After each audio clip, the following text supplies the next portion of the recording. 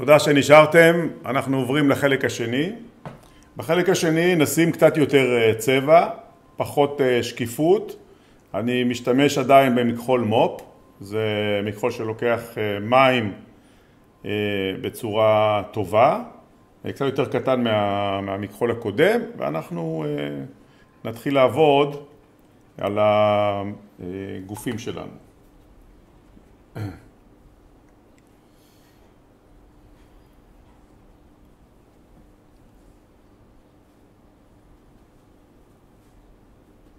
אני רוצה להתחיל מהבקבוק, מהקהות של הבקבוק. לתת כאן נגיעה למטה. והנגיעה הזאת בעצם, מה שאני רוצה להשיג, זה מפגש עם האור שנמצא על התפוח, וגם להדגיש כאן את הווזה הזאת, לתת איזושהי תחושה של קהות ועומק בנקודה הזאת. בכלל, המקום הזה, בגלל שיש לנו שתי נקודות של אור, הוא הלב של הציור, ועיקר הקהות היא צריכה להיות במקום הזה. אנחנו לא רוצים לשים קהות במקום שהוא רחוק מהנושא שלנו. פה יש לי איזושהי השתקפות של התפוח, שאני רוצה איכשהו לשמור עליה. אני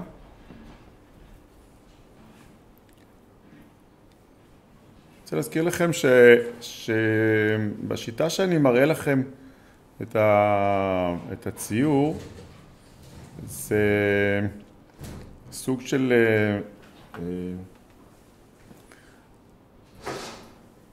loose brush, מה שנקרא. זאת אומרת, זה לא כל כך לעבוד ולדייק את הרישום, לצבוע בתוך הרישום, אלא לתת גם חופש למכחול שאיתו אנחנו יכולים לייצר איזושהי טקסטורה, תחושה של מה שיש, ולא בהכרח להיות לחוצים לעבור על הקווים ולצבוע אותם. כאן, כמו שאמרתי, יש לנו השתקפות של התפוח, שאני רואה אותו בתור איזשהו כתם אדום, סוג של אבסטרקט שנמצא כאן בתוך הבקבוק. נחזור חזרה לכחול של הצל של הבקבוק על הבד הכתום. יותר כתום נעשה את זה.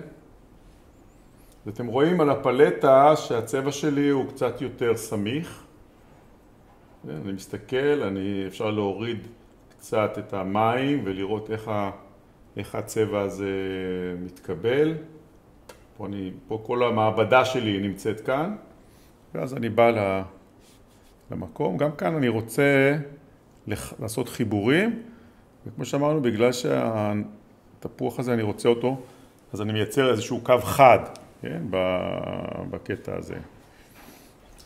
כאן יש איזושהי תחושה שהאור בא וזורק את הצל בצורה רכה על הבד ברקע. אז אני עם מכחול עם קצת מים, אני מרכך את השוליים של הקו בחלק הרחוק. פה זה יכול להיות קצת יותר חד, וזה באיזשהו מקום נותן התמזגות. פה שתן לי קצת יותר צבע, עשה לי פה קצת צבע בפינה הזאת, שיהיה משהו שהוא מעניין, לא יותר מדי חד, שיהיה משהו כאן שייתן איזשהו עניין. פה לא אכפת לי שזה קצת יתמזג, הצבע ביחד עם הרקע, כי זה בסך הכל האזור היותר כהה והמוצל. אז אני אעשה את זה בצורה כזאת שהוא יתמזג כאן. פה כתום, נוסיף את הכתום. עכשיו תזכרו, הווש הראשוני אני רוצה להשתמש בו, אני לא רוצה לוותר עליו, אני לא רוצה סתם לעלות עליו ושלא יישאר ממנו שום דבר. אז אנחנו רוצים לשים לב על השימוש שלנו בשכבה הראשונה, בראש הראשוני, וכאן הם פשוט יתמזגו, יקרה איזשהו משהו, זה מאוד רטוב וזה יקרה איזה משהו שייצור את המעבר היפה הזה בתוך גם הצבע כתום ואדום וגם המעבר הזה. בואו נעשה קצת יותר כחול, תכף אני רואה שהפלטה שלי קצת יותר מדי עשירה בצבעים, אז אני אעשה איזשהו ניקיון קטן, אבל אפשר לראות מה קורה כאן. יש לנו את המאוד כהה הזה, את החצי טון הזה, פה יש לנו אור, פה יש לנו אור מאוד חזק, נוצר לנו כאן משהו, וזה מה שאנחנו רוצים בציור. אפילו שזה מאוד דומיננטי וזה גדול וזה כחול, אני לא רוצה יותר מדי להבליט אותו, שיהיה לי, הוא יהיה השני, זאת אומרת, יהיה לי פה איזשהו מוקד מאוד מעניין, וכל השאר זה יהיה תמיכה. בכלל, אנחנו לא רוצים לשים את הנושא שלנו, את המשקל שלנו, לא רוצים לשים אותו גבוה מדי, ולא רוצים לשים אותו נמוך מדי. הנה יש פה איזשהו בועה או דמעה שרוצה לזול, אז אני אספוג אותה, שלא תעשה לי פה כתם לא יפה על הציור. אם יש את זה, שזה נהיה קצת כמו כרובית, כמו שדיברנו, אז אפשר לבוא עם מכחול שיש עליו יותר צבע מאשר מים, ולתת איזושהי נגיעה כזאת שקצת תבטל את זה ותמזג את הכל, ויהיה לי פה את ההשתקפות היפה של נזילות כאלה, קפיצות כאלה, אז זה יכול להיות נחמד, אבל אני רוצה להוריד אותם. זה מה שאמרנו, כל מיני דברים שקורים בציור, דווקא יכול להיות נחמד שזה יישאר כאן הכתם הזה. עכשיו יש לי כאן תפוח שהוא בורח החוצה, זאת אומרת הוא יוצא החוצה מהציור, זה טוב לקומפוזיציה, אבל תזכרו שמה שאנחנו רוצים כשאנחנו מוציאים משהו החוצה, שהעיקר שלו יהיה בתוך הציור ולא בחוץ, זאת אומרת שהעין תוכל להשלים את מה שחסר כאן, ולא יהיה כאן, זה לא יהיה יותר מדי בחוץ, וזה יכול להיות בהחלט משהו נחמד לציור. תראו, הבנייה כאן היא נעשית מאוד פשוטה, אין כאן איזה משהו שהוא מורכב מבחינת עוד שכבה ועוד שכבה ועוד שכבה, אלא לעשות משהו מאוד, מאוד פשוט.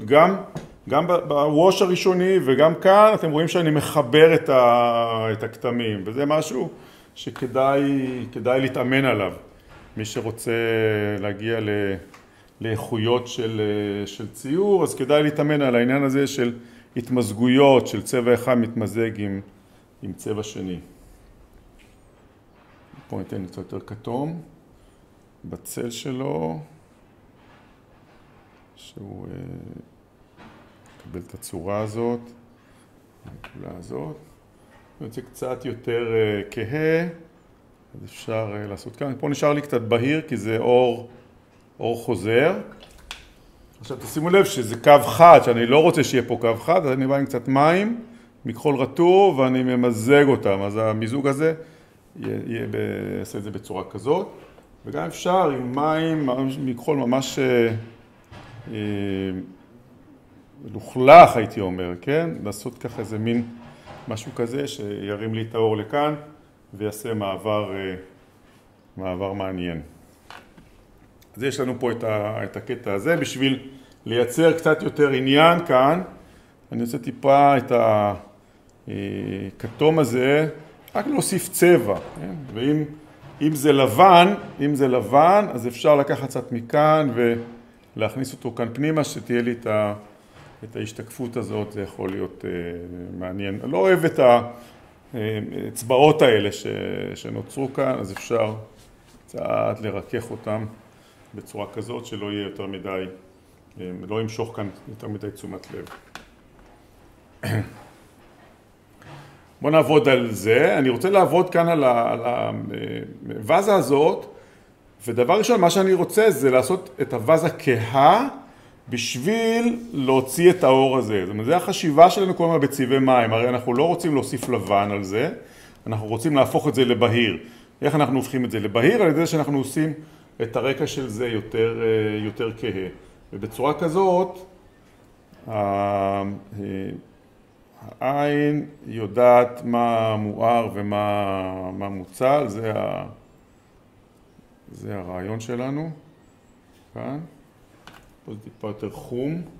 חום זה צהוב, כחול ואדום בעיקרון, נכון? לא סוד. צבעי היסוד שלנו מעורבבים ביחד, זה נותן לנו איזשהו חום.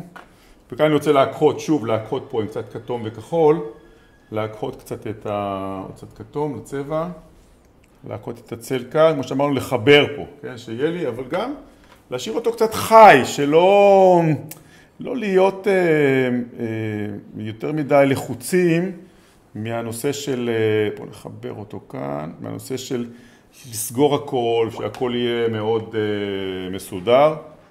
פה הלבן הזה קצת מפריע לי, אני פשוט, ברגע שאפילו קצת עם מים, פעם אני מכסה את זה, מיד הלבן הזה מקבל קצת יותר נוכחות.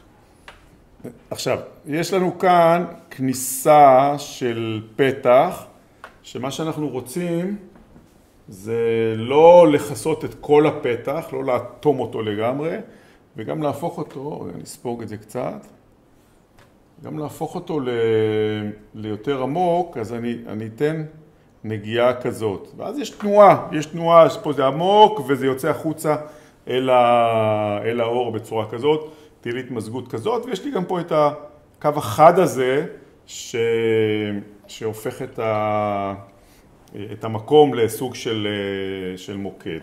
עכשיו זה קצת יותר מדי חזק, יותר חלש הכחול הזה, אני רוצה לחזק אותו כאן.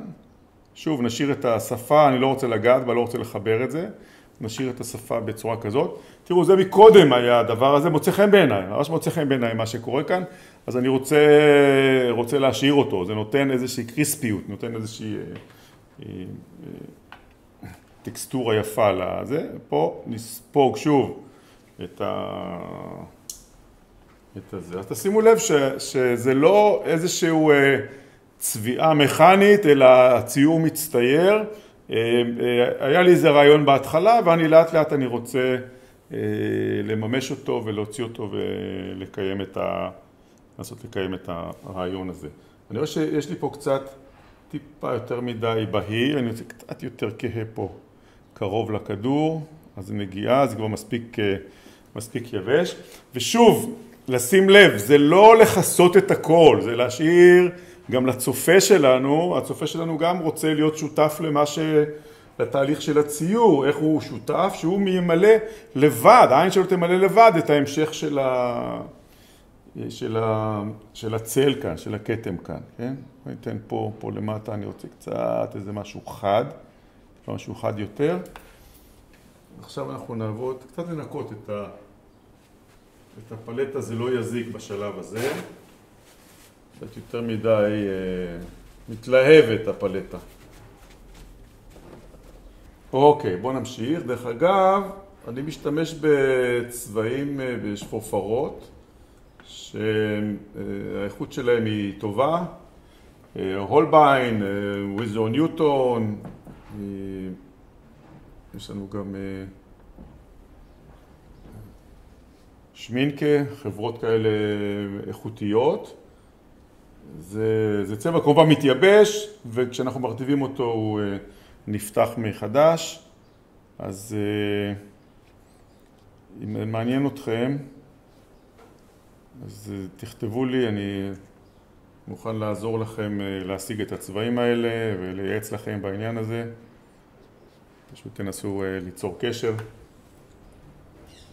דרך הלינקים באתר.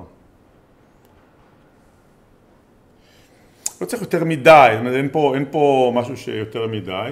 תראו, גם זה לא ציור של בד, אז אני לא רוצה יותר מדי להשקיע כאן בבד. אני אתן פה איזו נגיעה, פה שיהיה לי קצת איזושהי יציאה לכיוון הזה, איזשהו צל שנוצר כאן